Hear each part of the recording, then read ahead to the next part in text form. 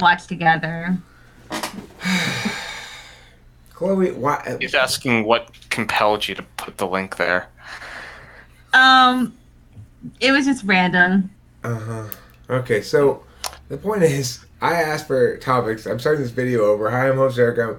I was talking to people, and I asked for topics. Chloe said dicks. So I said, okay, fine, we'll do a topic on dicks, but I'm not going to do penises. We'll talk about guys who are, people being a dick, what it means to be a dick. But, and Chloe put a link. She probably clicked watch all. And why did she do it? I don't know. Just because you felt like it. That's why. Why did you feel like it? And then why did you act and then realize that, oh, it's consistent with my feelings? Because you're an ESFP. Don't believe any of that ISFP shit. I reject that notion. You're quiet or contained, or you're an optimized ESFP is what you are, Chloe. You know, it's like being around here, you've learned to chill a lot more. You used to be spazzy as hell. Well, probably also the drugs help. Anyway, that's not the point. That's not the point of this video. Chloe, you are the ESFP who has successfully retained legitimacy around here. So congratulations. Anyway, let's talk about dicks.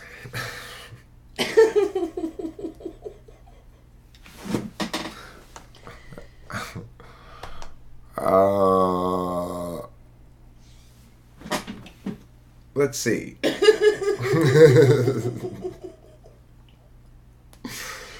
So, was I being a dick right then to Chloe? I was kind of being a dick. That's a good place to start. I don't know. It's like shit like that just goes like, oh, for God's sake. As soon as she posted the link in the chat, I was like, oh, for God's sakes. I know that's going to be click watch all. So I said, don't anybody click watch all. Of course, that means necessarily somebody's going to click it because a bunch of fucking rebels around here. Everybody here, including me. So, you know, shit like that goes down, and then I get a little dickish, right? Is it wrong to be dickish in that context? Does this sort of meta-analysis cure the dickishness of its dickishness? I don't know. It's to some extent, probably a little bit. Comments, thoughts, questions, concerns, complaints, queries, or quandaries?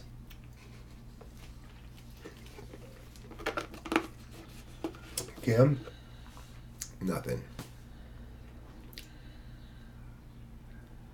Not a goddamn thing. So,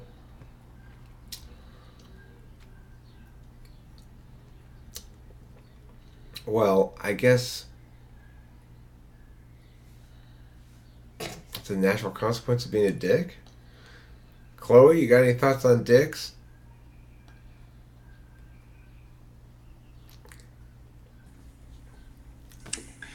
Um, like some people can be dicks. Like, I mean, we could use Donald Trump as like an example. He's a dick. For sure. What makes him a dick?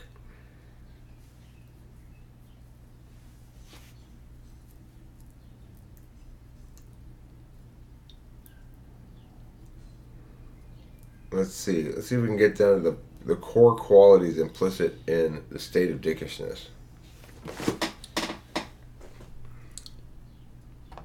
Lack of self-awareness. Yeah, it seems to be implicit in being a dick, right? Because if you are self-aware, then you'll have some sense of ownership of the impact of your behavior on other people. I think dickishness includes a lack of concern for the impact on other people.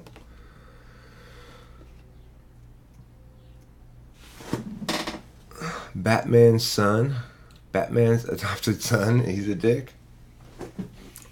You mean... I also think that dicky people are very insecure. Dicky people are very insecure? Mm-hmm. Okay. I mean, I don't necessarily think that's the case. I do. Okay, why? I just think that they're insecure. Can you give me some examples? Um, I just think they feel so shitty about themselves that they have to be shitty to everyone else. Okay. I mean, maybe that doesn't explain it, but I've always just kind of thought of them as probably quite a bit of insecurity going on there. So who would you think of as examples of dicks, though? My old boss. And what did he do that was dickish? He's just a total cock. That's not very explanatory, though. Well, he was just a total dick. That really doesn't go any place there as far as explaining, though. Well, I don't know. I don't know how to explain it. He was just a total dick. Yeah, but see, everybody sort of understands what it means, and yet we try to break it down. It would seem so far to have, what do you call it, lack of concern for the impact upon others, and what was the other thing that was mentioned? I said insecure. You said insecure, but You don't agree. well, I mean, I don't think that's a quality that we can necessarily say that's necessary to be a dick. It's like I can imagine dicks that aren't insecure, and so it seemed to be that it doesn't necessarily. Alright, so they're full of themselves. Okay, full of themselves. I think the lack of self-awareness encompasses a number of things. It will make them not care about their surroundings and their impact on their surroundings. It will make them judge other people for things they're guilty of themselves. You know, I think the lack of self-awareness, for me at least, is the biggest marker of a dick. Okay, so let's. Is that why you don't like ENTJs? Yes. Lack of self-awareness, yes. So let's look at these three possibilities. Yes. Let's look at three possibilities that were provided here: the insecurity, lack of self-awareness. Are those two things exclusive or not? No. Okay. No, I don't think. What about insecurity and full of yourselfedness? Are those two things exclusive or not? I think that the latter would probably be a result of the first one, would be a way of handling it, a way of smearing your perception of yourself. Okay, so what about all three combined then? You've got lack of awareness, which implies that you're not aware, I guess, and you've got a full of yourselfedness. That means you're too aware of your own good qualities, I guess. And you've got, what's the third one again? I said insecurity. Insecurity. You've got insecurity, the one that says that the person is aware of his own weaknesses. So it seemed to me that you've got too aware of your strengths, too aware of your weaknesses, and not aware at all.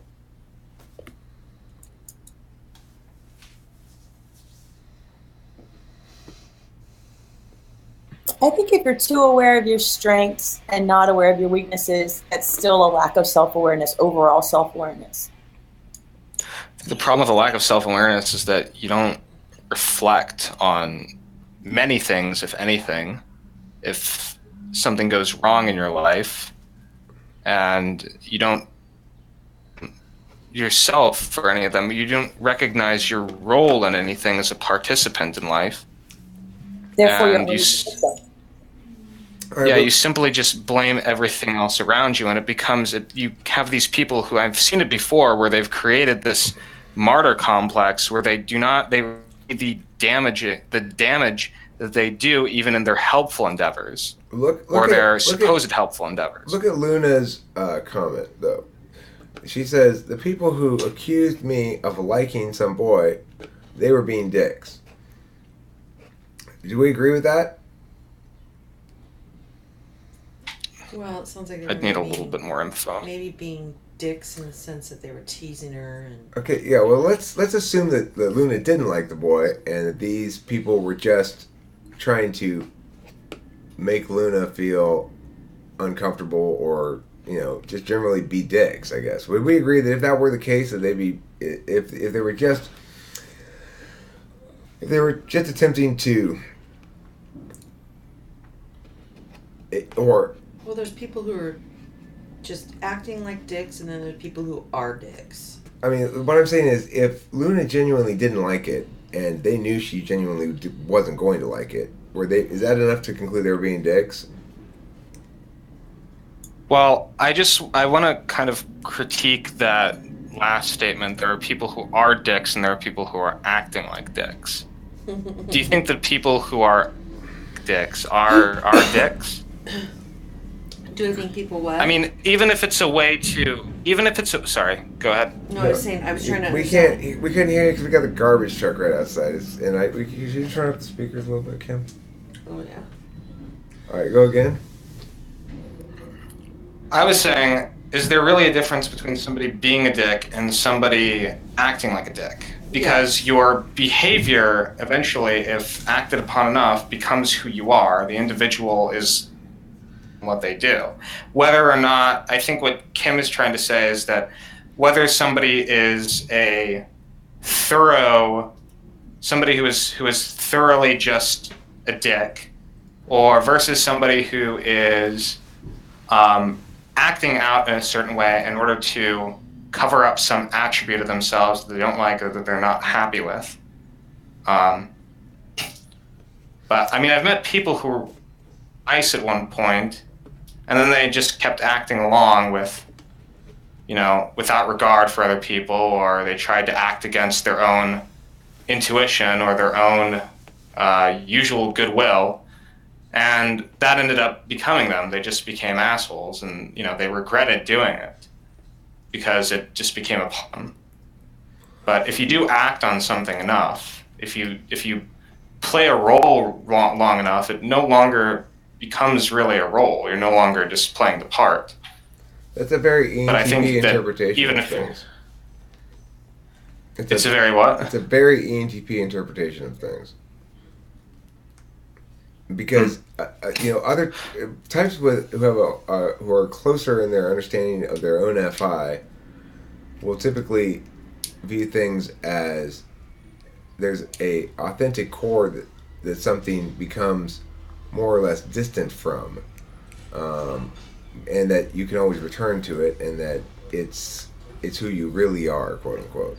But for us, we understand our identities as being expressions of these various expressions of identity that we express, and we see ourselves taking on these kind of like, I'm becoming this part of this character because I've done that many times or whatever. I've always found the idea of like an FI stable identity that doesn't waver interesting. I've never heard anybody explain that thing that you just explained before, and I've thought on very similar lines before about identity being like that, and it tripped me out to hear you say that. Oh, about it, your actions becoming enveloping you as a person. How when you practice bad, like or good or bad, when you practice these personages, My dad's a dick. you become what you practice. Mm-hmm. My dad. He is. I think ultimately you choose your own diet, really. I mean, you can feed. There's like that saying, like there's two wolves, and at the end of the day, whichever one you feed is the one that wins. Yeah. Like there's wolves. There's a wolf that's good inside of somebody and a wolf that's bad. And if you feed whichever one you feed, they're always fighting, but whichever one you feed is going to ultimately win the battle. Yep. My dad has a very dicky nature to him, and then he got with a new wife, and she just encourages all of his resentments, and now my dad's just a big old dick. There's a couple qualities I would say about people who are dicks versus people.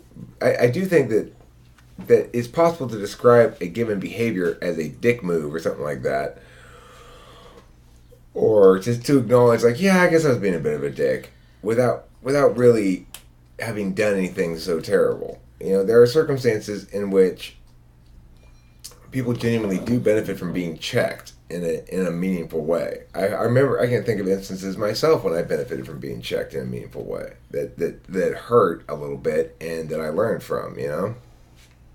It's important. But I mean, you don't want to overdo that in any capacity, in any sense of the word, but it's not necessarily all bad for somebody to incur some kind of dick delivered natural consequences of their own bad behavior instead of gentle treatment. So there's a difference between, you know, taking the dick route to something, which is sort of ass kick versus bat pack.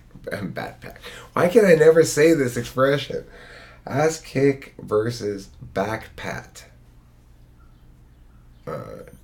debate. The great ass kick versus back pat debate. For example, Floyd, I would bet that you are not responsive to ass kicks at all, and you are very much more responsive to back pats. Well, I am responsive to ass kicks, but not in the way that the person is wanting me to be responsive to them. Right, yeah. No. I mean, I think now most of the time, if somebody's usually yells at me if I'm at a job or something like that, I don't really take it personally. I find it hard to take it personally. I think I have to actually sit and ponder about something in order to take it personally. Like, I have to actually really think about something in order to take it personally.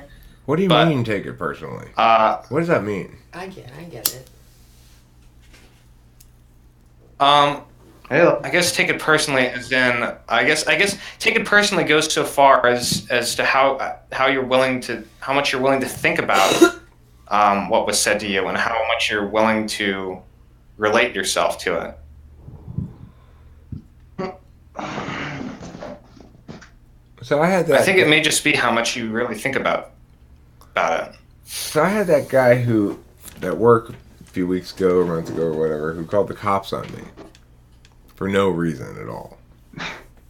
Like, for no reason, because I schooled his ass basically.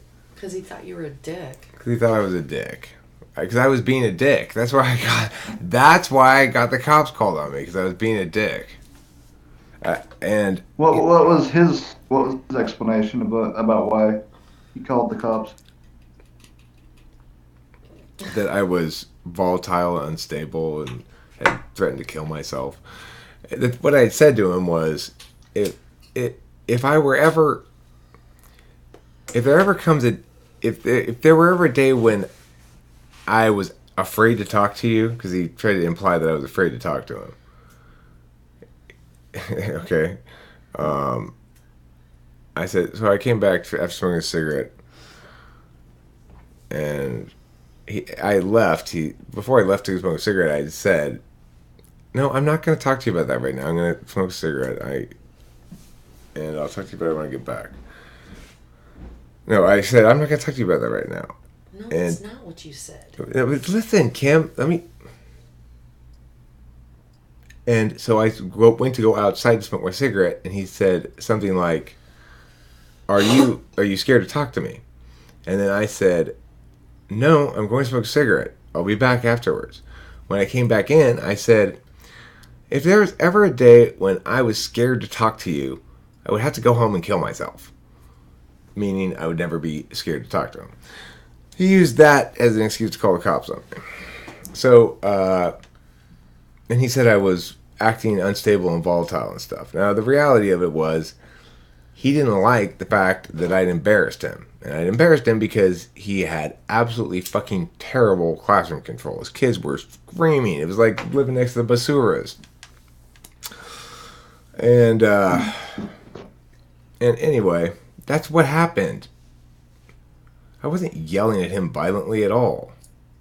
I was... you weren't yelling at him? Okay, that was what was in my head, was like... I wasn't yelling at... What I did is I went over to his classroom and I said, hey, to the kids. I addressed the kids. I said, it is too loud in here. You especially need to quiet down. You know, I'm trying to run a class over here. I did that kind of shit. Teachery shit.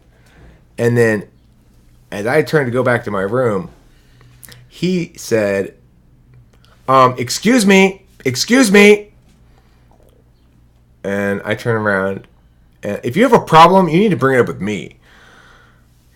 Like, he obviously is competent, is completely, he's even remotely competent of doing anything about it, right? Because obviously, if he were competent, he wouldn't be. He's like the illegitimate father who has a shitty son, and then someone chastises the son, and then he's like, "Hey, don't chastise my son that I didn't raise well." Well, anyway, the point is, Yeah. he did that shit, and then he's like, I think you need to apologize to the parents and the students here. And I said, I think you need to apologize to the parents and students here for your incompetence.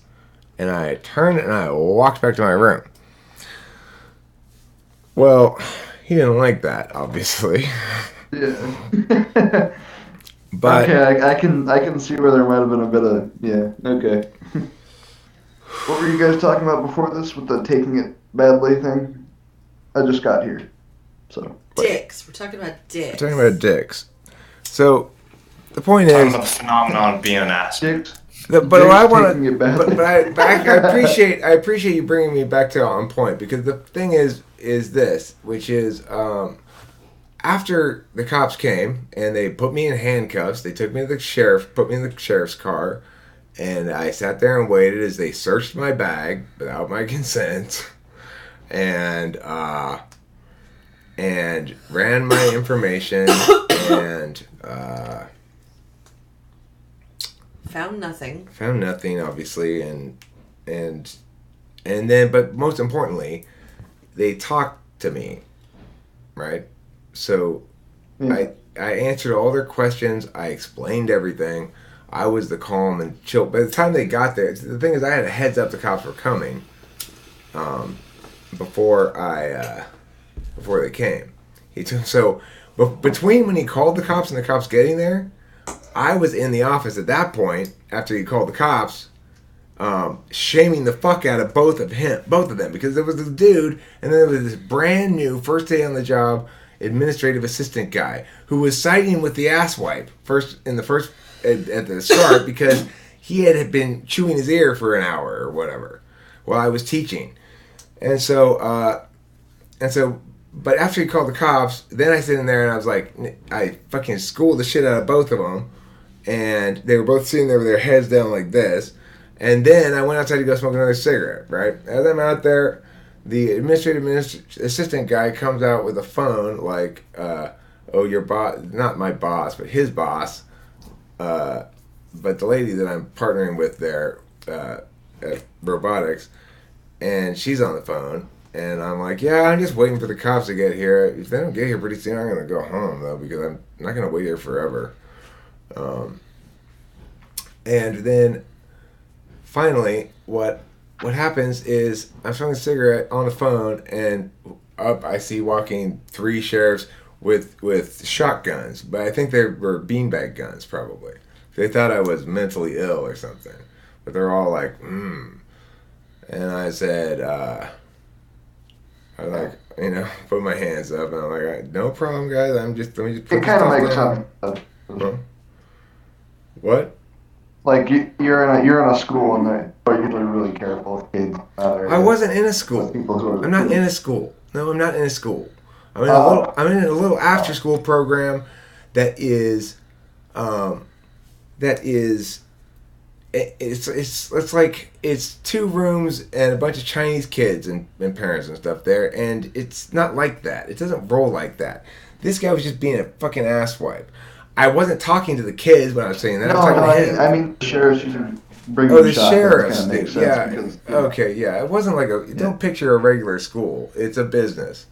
Anyway, the point is, the sheriffs. I walked them through the process. Just hold on. I'm gonna put everything down. Do you have a weapon? Yes, I do have a knife on my belt. He takes the knife away, and takes my bag. I should have put my shit in the car. Then they wouldn't have searched me. They wouldn't have searched my bag if I didn't have it with me. Anyway, and they, I answer their questions. I tell them what happened.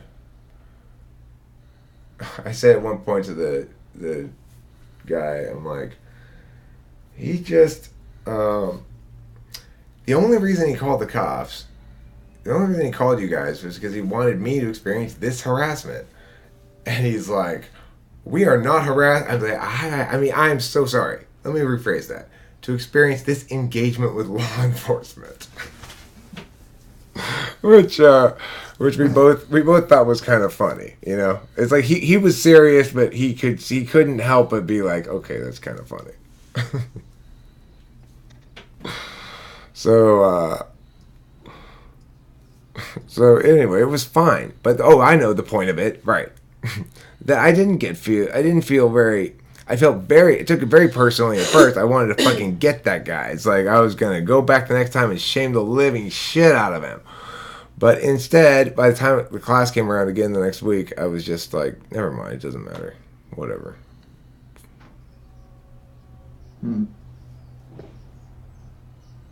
That's not what was going on with this guy. He was just trying to get me because I shamed his ass.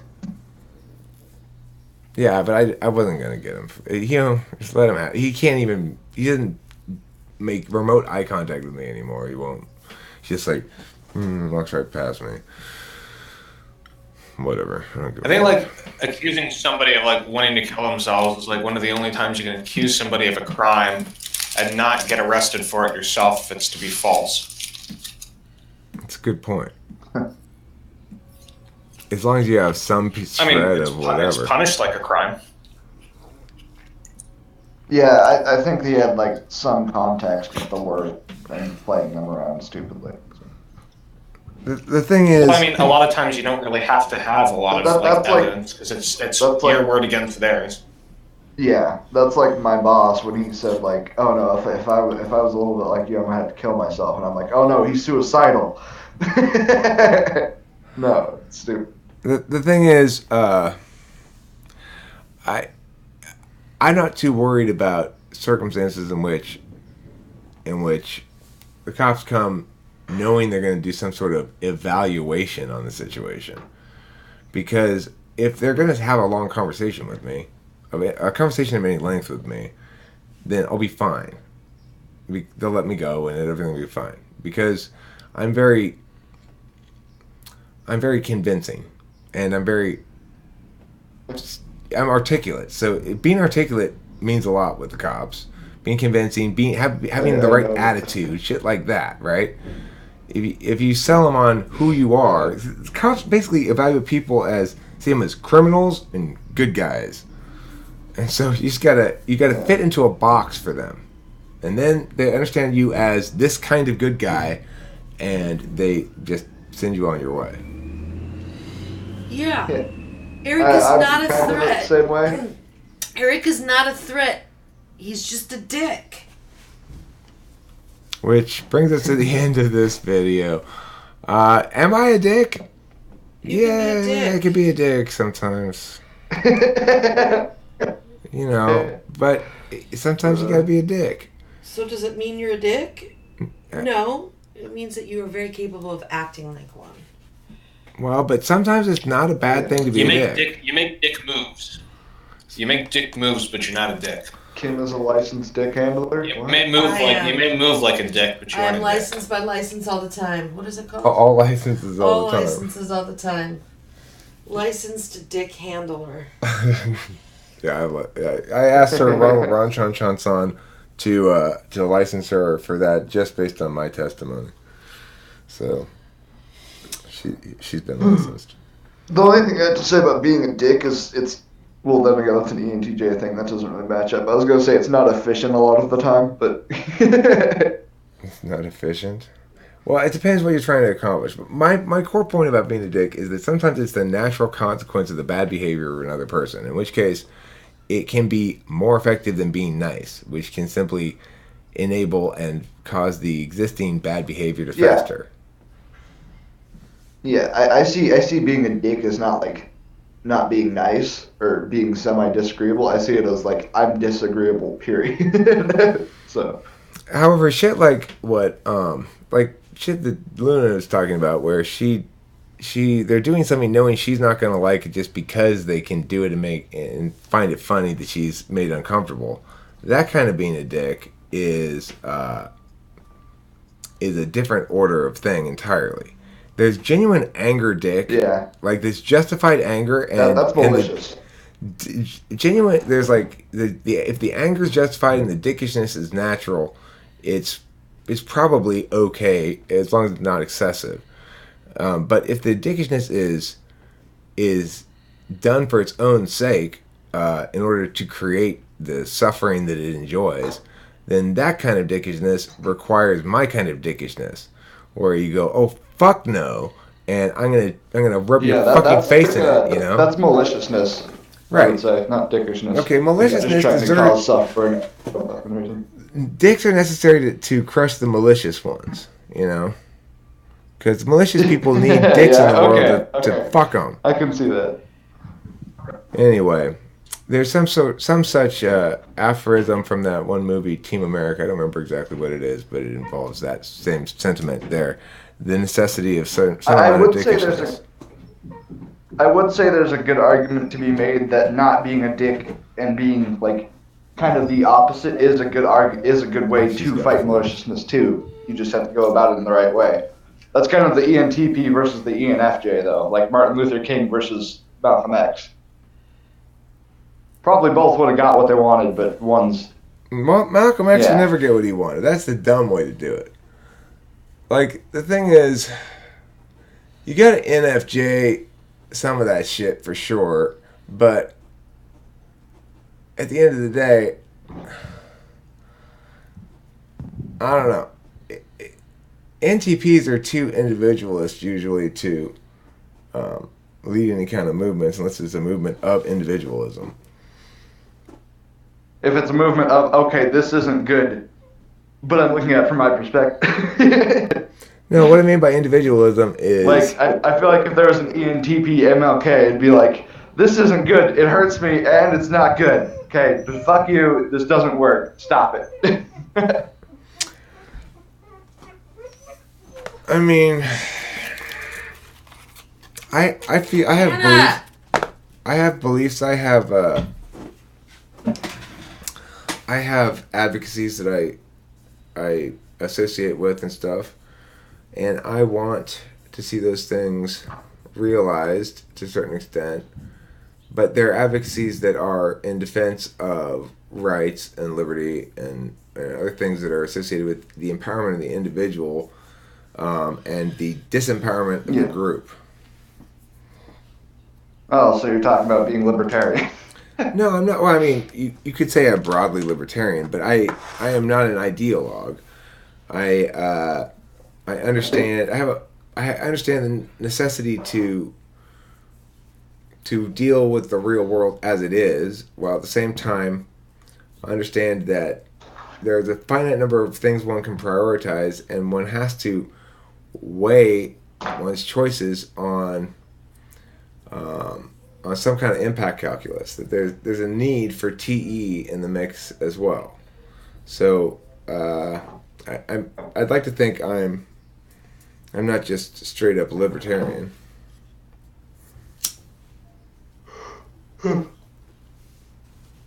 You're also like, sometimes there's really bad shit in you. Well, I think I'm in favor of the federal government having purview over environmental stuff. I think that's a legitimate area of state control and concern. That Yeah. thus My dad far, fucking hates that. that thus far it's done I nothing know. but good things for the country. The Clean Air and Water Act, Yeah. the national parks, stuff like that, it's all good. So there needs to be a Yeah. certain pragmatic The approach to it. thing, I think the reason my dad hates it is because he really likes nature and he really likes going out in it, and he gets caught up by that stuff sometimes. And he's like, "Fuck." Yeah, well, like there was one thing at our river. I live in Arizona, and there's a giant river called the Salt Lake River. It's pretty big. There used to be this little cliff that you could jump off of into the water. And one year there was like 4 people who got killed on it, so they blasted away the cliff. And that was kind of a sad moment. My dad and I were having a debate about like, is that a legitimate thing to do? And I kind of said I can understand why they did it, because you don't want to be the city that has the thing where your river kills people, you know. But he was like, there shouldn't be a government deciding to blast away the nature.